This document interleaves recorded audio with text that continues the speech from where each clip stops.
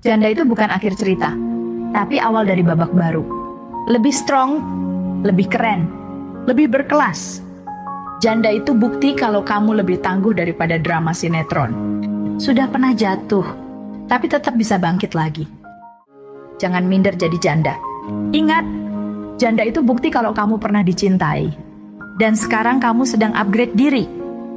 Janda itu level perempuan mandiri yang nggak perlu drama buat menunjukkan kekuatannya. Santai aja jadi janda. Yang penting kamu happy. Kalau mereka nyinyir, itu tandanya mereka iri nggak bisa setegar kamu. Janda itu bukan status, tapi gelar kehormatan untuk wanita hebat yang berani memilih bahagia.